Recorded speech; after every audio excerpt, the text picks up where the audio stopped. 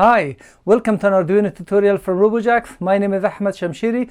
In this tutorial we are going to learn how to use this YYN MOS4 4-channel MOSFET Arduino and PLC controller, where we can control 4 DC loads such as motor, bulb, LED or whatever, where you can control the intensity of light if you use Arduino, or the speed of a motor, or you can use it without Arduino, simply with switch to turn it on and off.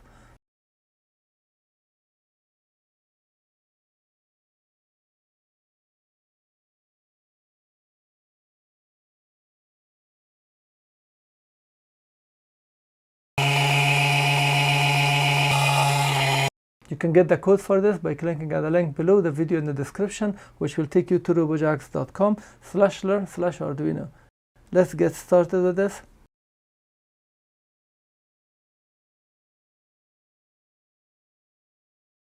What different sellers are selling it, and they also have a number here, F5305S. What different sellers are selling it, and they also have a number here, F5305S 4-channel, but on the module here we have YYN MOS4 printed. The model that I received, it has this YYN MOS4.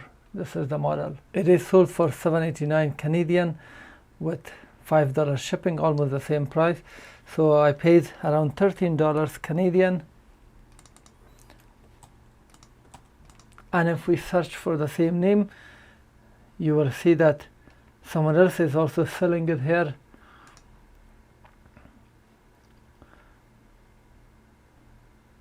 This guy is selling it for $5.50 and with a shipping of $7. So it will be around $10 US in total, so you can get it in 30 or 40 days. And here are the specs. The operating voltage is 5 to 36 volts. You can control a load between 5 to 36 volts, motor, LED, whatever you have, and the maximum current is 5 ampere. The input signal where you can turn it on and off will be between 3 to 20 volts, and it consumes about 5 milliampere. So this is the most important part.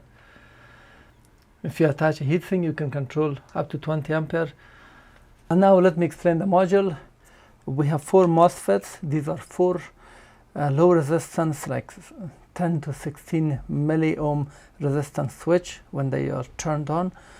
So for each we have 2 terminals. From this side, these 2 terminals belong to this, these 2 belongs to this, and these 2 belongs to this, these 2 belongs to this. This is the power supply terminal, and here it has been labeled as DC minus, DC plus. So this can operate between 3 to 35 volts, so we can connect up to 36 volts in here. So for each switch, now we have these outputs. So this 2 terminals are positive and negative for this switch, positive and negative for this switch, and positive and negative for number 3 and for number 4. So these are PLC compatible if you're using it for PLC, and we have proper terminals for connecting it, so we can insert the wires and connect them, and we have 2 holes that can be installed somewhere. This should have been nice that they would have 2 more on this side. 5 ampere, but if you need the current above 5 ampere, you have to have some kind of heat sink. A heat sink from the top to cool this down for higher currents. Now let's go through the components that we have here. First, let's have a look on this one.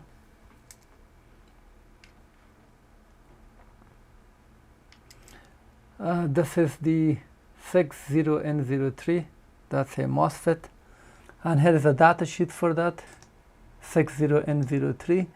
The drain source voltage is 30 volts, and when it is turned on, the drain source resistance is 12 milliohm, and the maximum current that this can handle is 45 ampere. And here are the pins. This pin on this side, this is gate, and this is the source. Drain is the middle one, which has been soldered here. And let's have a look at this one, L217. This is from Avago Technology, and here are the pins. So we are using a photodiode a photodiode and phototransistor. When the current passes, it will turn on the transistor. They are separate from each other, so they are optically isolated. And this side is the collector, and this is the emitter. Emitter is connected to this 10 kilo ohm through this 100 kilo ohm. This is 104. This is connected to ground, but from here it is connected to the gate of this MOSFET. Gate and source have been also connected with this diode, so if in case if the reverse polarity comes, the cathode is on this side, the anode is to the ground. This pin, all of these on this side for these MOSFET, they are all connected to the ground. Also we have here a diode here.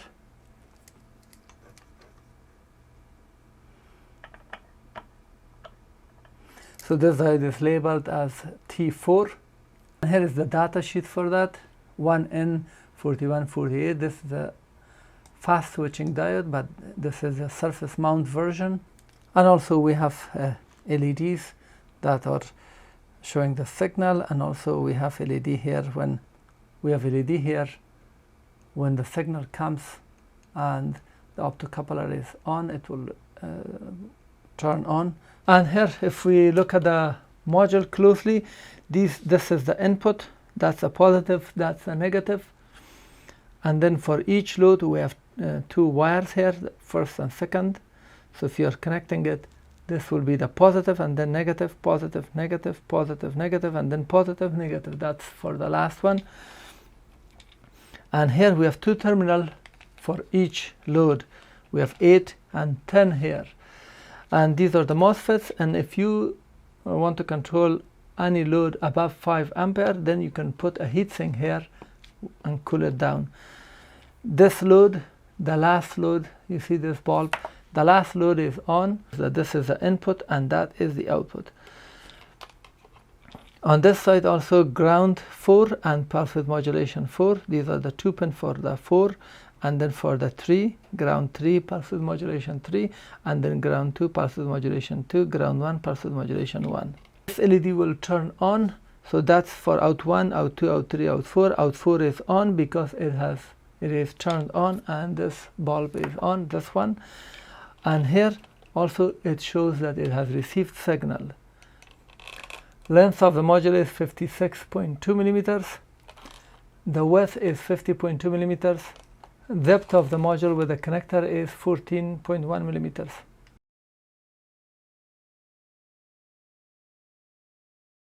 Let me now show you the wiring. The module will get a voltage whatever is the load that you connect. If you connect LED strip or if you connect motor, whatever is the voltage, the two wire will be connected in here.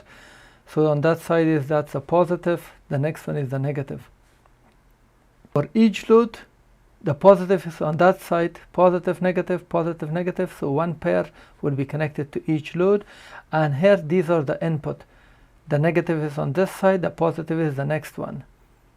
And the same way for all of this. And if you're connecting 4 motors, the same way you can connect 4 motors. But keep that in mind that you can control the motor only in one direction. You cannot change the direction of rotation. There is no full bridge here. Many people will later on post a question and say how can I do it? With this module, you cannot do it. Simple as that. Either turn it on and off, or you can control the intensity or speed of the motor or intensity of light of an LED. And here for the wiring, I've connected my power supply here, which is around 10 volts. I've connected 10 volts, the positive here, the negative here, and then I've connected this motor. The motor is connected in here. This is a DC motor. I can connect it in any way I want. The wires doesn't matter, but this is a positive, this is negative. And this is my bulb. This is a car old type tungsten bulb, 12 volts. I've connected here to load number 4. So load 1 and load 4 is connected. And here for the input, this is ground, this is positive. From this ground also I've connected one wire to this ground for load 1. So, and then I'm bringing signal to this positive and to this positive. Right now I've connected it directly to a power supply of 5 volts.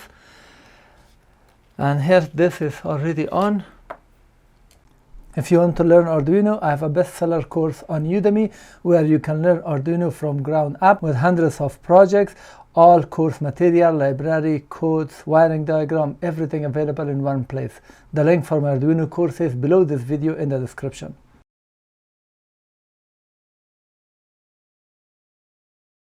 Now let me explain the code. I've opened the serial monitor. The Arduino is powered up so we can see what is going on. Define 4 pins. These pins, if you want to control the speed of motor or the intensity of light, they must be pulse width modulation enabled pins. This 3 has something, you see, 5 has, 6 has, and then 9. 7 doesn't have it. So that tilde. So this tilde means these are pulse width modulation enabled pin, and 2 is not. For example, 4, 7, 8 is not. We want to control the speed of motor or the intensity of light because they need pulse width modulation. And we define on and off here to be used, and this is the array that is holding those pins, so we can easily refer to, instead of pin 1, pin 2, pin 3, we can refer to motor 1 or load 1 or whatever, so it makes it easy. And then we define the serial monitor 9600 baud, and in serial monitor on the right side, if you come and look here, this says 9600, and it must match. If this number doesn't match, you will not be able to read this text. And then we define 4 pins, those pins that we mentioned for motor 1, 2, 3, and 4, and you can also have LED as output.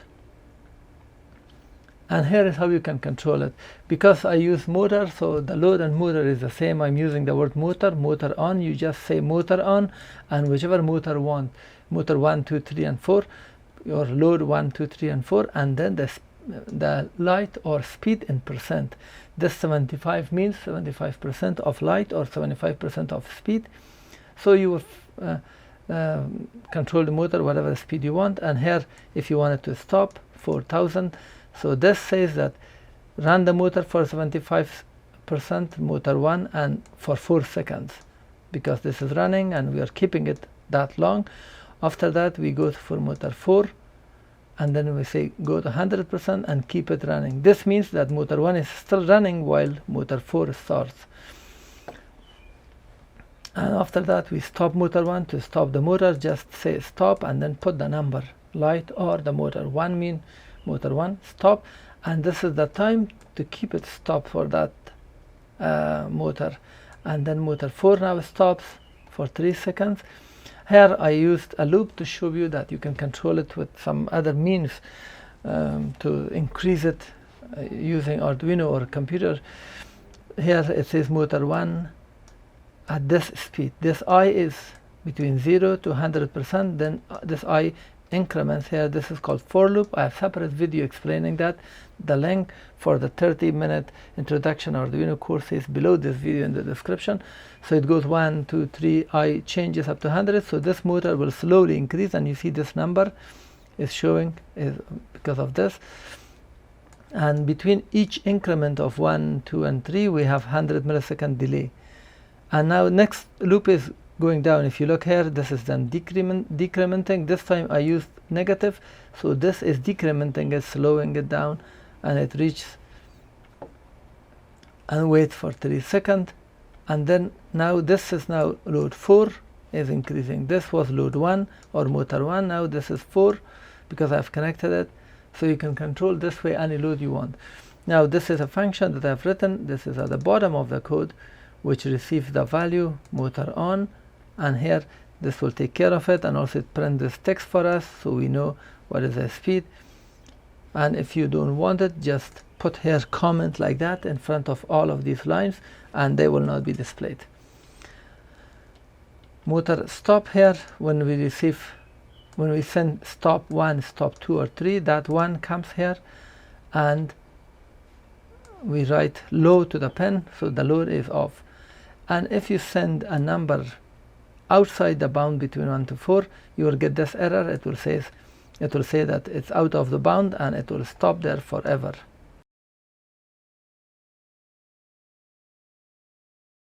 And now let me show you how to control it without Arduino. The motor is now off, this is now on, and my external signal is here. This is the negative. Negative is connected here to the second pin. This is the negative, and I've connected this wire to the last one. So both of these now have negative. But the positive for the bulb is the green. The green is connected in here. That's why we have the bulb on, and if I disconnect this, you will see that it will turn off. This green is for the bulb. So it can turn on and off, but there is no light control or intensity of light. Now from positive, this wire, the red, is connected to the switch, and from the switch this black wire is connected now to this point where I can turn on and off this load. Let me hold it.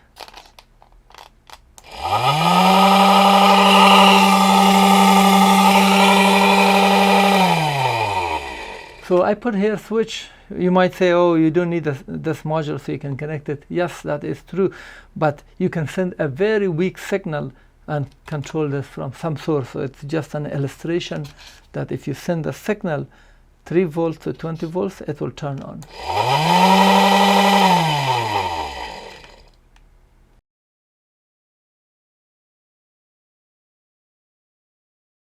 Now let me demonstrate it. As you can see, the serial monitor is open. Because I have not connected the power, this wire is not connected. You can see that the load 4, this is my load 1, and this is my load 4. Load 4 is the bulb, load 1 is the motor, and let me turn it on. As you can see, it shows both lights are off, and here you see the speed is slowly increasing.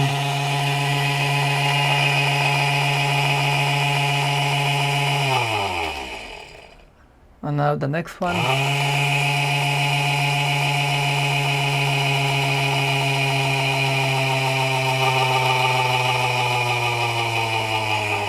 Now the slow down to 0.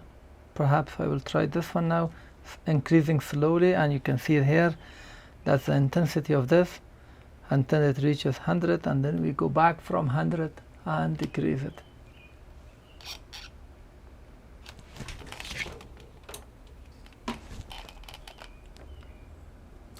So now it's decreasing slowly, and we can read it here.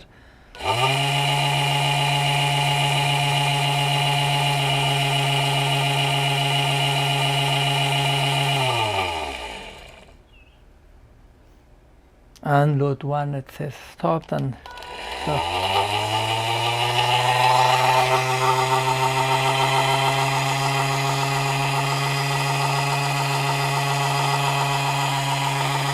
And here I've disconnected the load, the light, the power, and the load is not running, but you see when it receives the signal, it will turn on. Right now Arduino is continuously sending signal, and as you can see, and then now in 4, so this is a signal. This light will turn on these when the load is actually running. Now let me connect it so you can see it.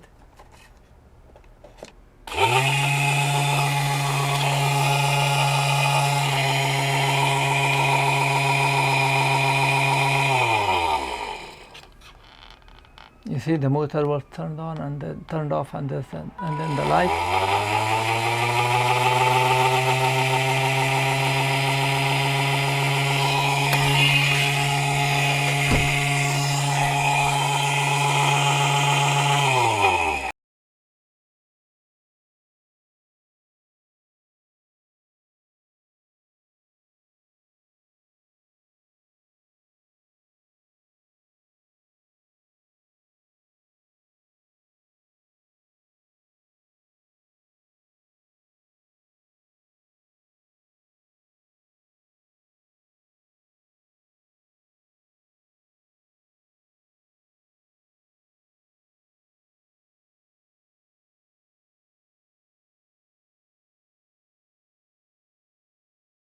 Thank you for watching. This was how to use this YYN MOS4 MOSFET load controller with PLC controller. If you learned something and found this useful, please thumb up, as this will help my video in the search algorithm of YouTube. If you have comment or question, please post it in the comment section below. I try to answer and reply.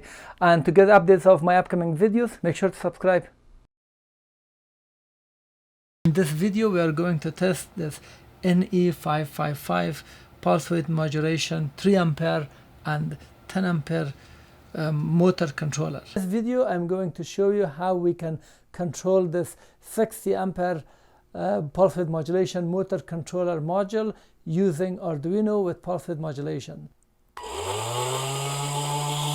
I'm going to test the universal DC 10 to 60 volts 20 ampere pulse width modulation motor speed regulator. We are going to test it by connecting it to a motor to see